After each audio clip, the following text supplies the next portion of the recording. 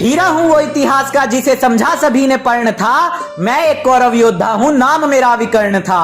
द्वापर के उस काल में मेरा साक्ष्य अमर मिलता है।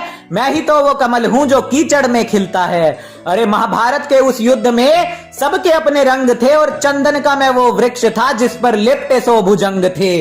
अरे कौरवों से होके भी पवित्र मेरा मर्म था। सभी के लिए प्रेम भाव था, किया जीवन सदकर्म था। द्युत सभा की गाथा आज अनकही सुनाता हूँ। धर्म क्या अधर्म क्या भान मैं कराता हूँ। कुल वधु के अपमान का हुआ एक कृत्य निंदनीय था, पर उस कथा का आरंभ द्युत नहीं, उस कथा का आरंभ राजसूय था। अरे 14 वर्ष पश्चात होगा प्रचंड महायुद्ध, ऐसा नक्षत्रों का लग्न था। धर्मराज के राजसूय में पधारे वेदव्यास का मन इसी कारण चिंता मग्न था। दिया वचन उनको धर्मराज ने, प्रयत्न करूंगा ये घटना कभी ना घटे। अरे लाखों मासूमों के सर से पिता का छत्र कभी ना हटे। बोले धर्मराज जितना भी हो सका उतनी बात दुर्योधन की मान लूंगा। किसी महायुद्ध के भेष में ना लाखों योद्धाओं की जान लूंगा। खुद से भी अधिक लोक कल्याण से है प्यार मुझे। अरे मेरे प्राण भले चले जाए, किसी और के कुल का दीपक कभी ना बुझे। कारण बस यही एक था जो द्युत को ना मना किया धर्मराज ने, पर पूरी बात को ना कभी जाना इस समाज ने। द्युत का आरोप धर्मराज पर लगा दिया, जो कुछ भी सत्य था तुमको मैंने बता दिया। अरे खुद को हारे जब धर्मराज, धरा दासों का वेश था। दास धर्म की खातिर पत्नी को लगाया दाव पर, क्योंकि ऐसा भ्राता दुर्योधन का आदेश था। अरे मैं तो था अनजान की उस सभा में अनर्थ हो जाएगा।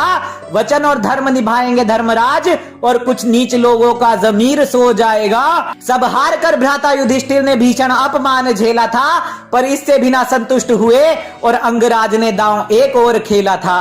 तब जाकर सूत पुत्र कर्ण ने नीच चरित्र अपना दिखाया था। कुरु कुल वधु का चीर हरण कर्ण ने भ्राता दुर्योधन को सुझाया था। अरे माता समान कुल वधु को दुशासन केश पकड़कर सभा में लाया था। मैंने इस नीच कृत्य का विरोध किया, पर दुख है मैं उन्हें रोक नहीं पाया था। अरे इस अमानवीय कृत्य का मैंने बहिष्कार किया।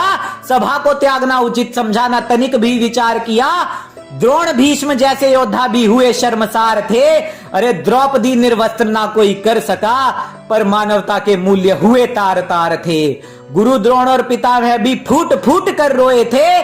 कुरु कुल वधु के उस अपमान से सौभाग्य कुरु वंशियों के सोए थे। पाप का साक्षी बनने की सजा सभी ने पाई थी। धृतराष्ट्र पुत्रों के वध की सौगंध भ्राता भीम ने फिर खाई थी। सौगंध से बंधे भ्राता भीम के हाथों मैं भी काल की गोद में सोया था। अरे मैं वो ही विकर्ण हूँ जिसकी मृत्यु पर पवन पुत्र भी फूट फूट कर रोया था।